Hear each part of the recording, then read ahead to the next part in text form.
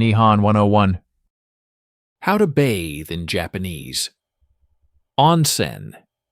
Etiquette, tattoos, and types. Last time, I said the next topic would be hot springs. Many people stumble over three things at onsen: being naked, etiquette, and concerns about tattoos. But onsen are not a niche hobby in the corner of Japan. They are at the center of everyday life. In fiscal year 2023, onsen accommodations had a total of approximately 120.7 million overnight stays. That's a 10.9% increase after COVID. If you watch until the end, you'll be able to enter like a local. I live in Tokyo, and I'll guide you through the etiquette of how to bathe, the reality of tattoos, the types of onsen, and where to go, in that order. There is nothing difficult about it.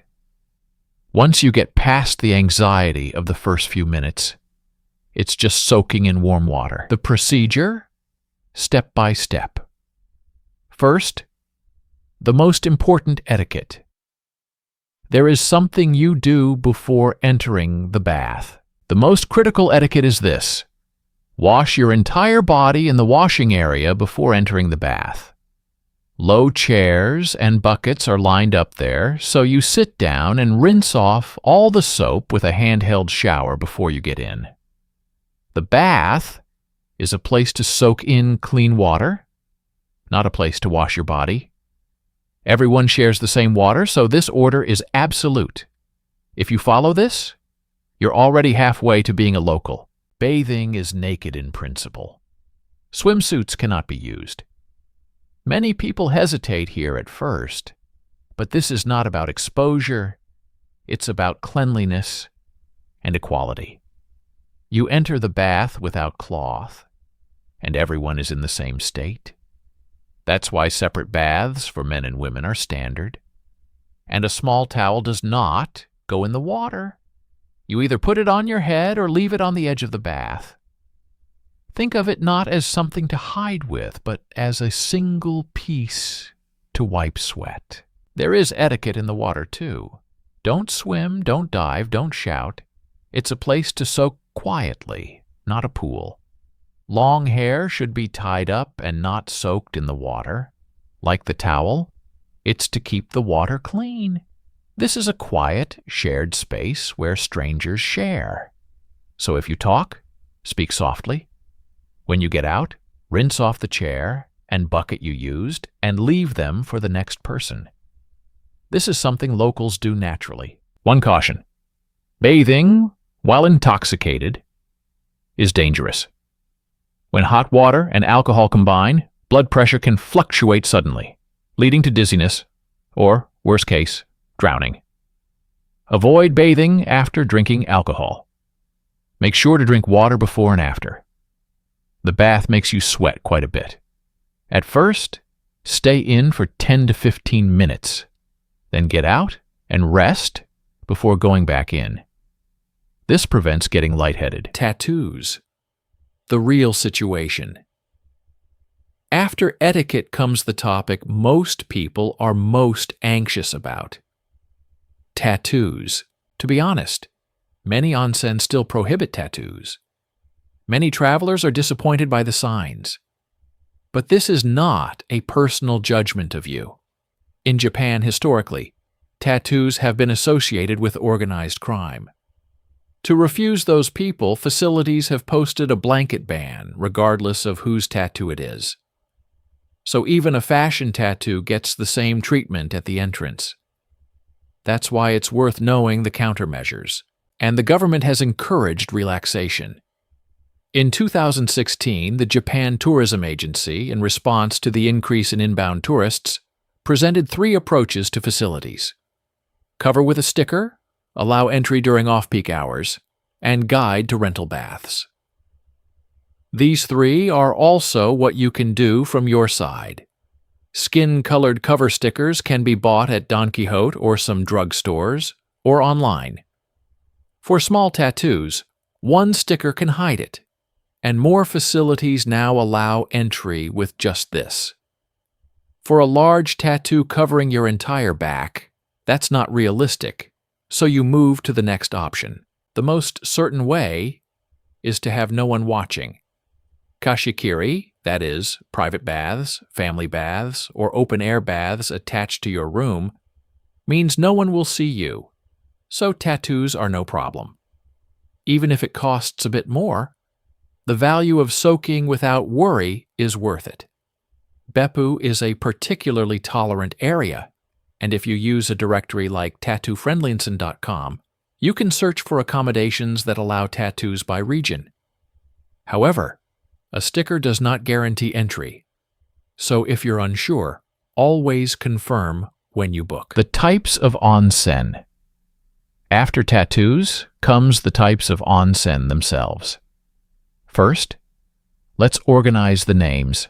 Onsen and sento seem similar, but they are different things. Onsen is defined by water. By the hot spring law, a law from 1948, the source spring must be 25 degrees Celsius or higher or contain regulated minerals. It's overseen by the Environment Ministry. Sento, on the other hand, is defined by business type. It's determined by the public bathhouse law, just a public bath, overseen by the Ministry of Health, Labor and Welfare. Onsen is about water quality. Sento is about business type. Remember that. The water itself has 10 official types. You don't need to remember all of them.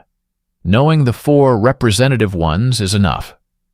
Sulfur springs have that egg-like smell and are germicidal.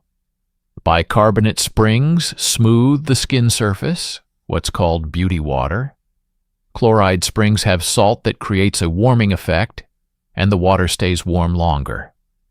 Simple hot springs are mild and suited to first-time bathing or the elderly.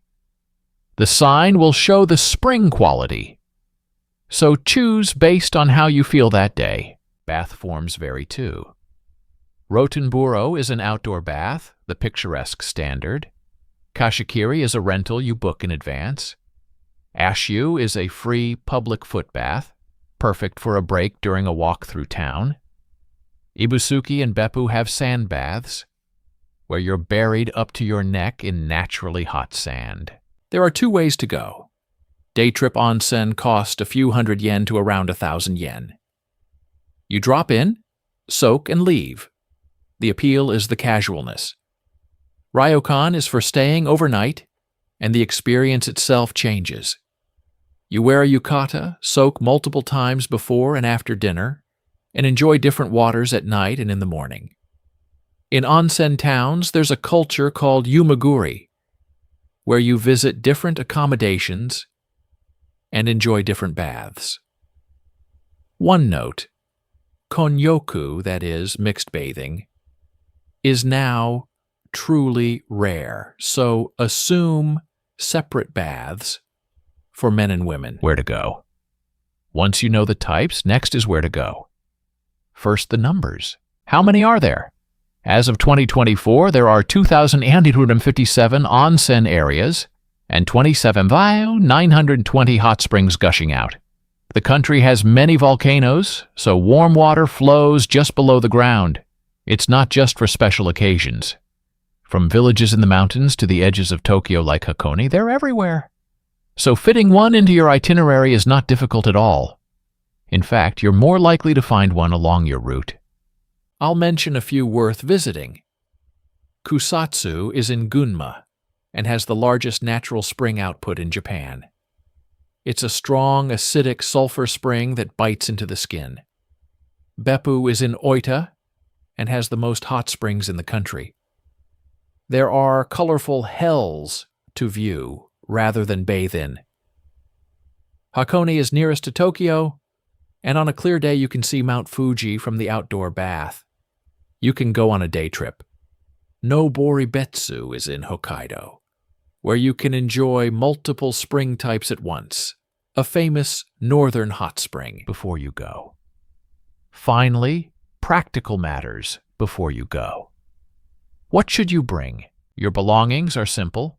2 towels, a large one to dry your body, and a small one to bring into the bath. If you forget, you can rent or buy them at the entrance for a few hundred yen. And bring cash. Especially older facilities and foot baths often don't take cards. Put your glasses and keys in a locker in the changing room. It's usually coin return and requires a 100 yen coin, so bring some small change. Lastly, 2 more things. Tattoo cover stickers come off easily in hot water and sweat, so bring spares for peace of mind. And makeup and set hair won't last in the steam, so plan to touch up after the bath. That completes your preparation. The key points briefly. Wash first. Don't put the towel in the water. There are workarounds for tattoos. And choose the water and bath to suit yourself. That's all it takes for the embarrassment to disappear. Next time is leaving Tokyo. On a day trip by Shinkansen, we'll visit Hakone, Nikko, and Kamakura. See you in the next video.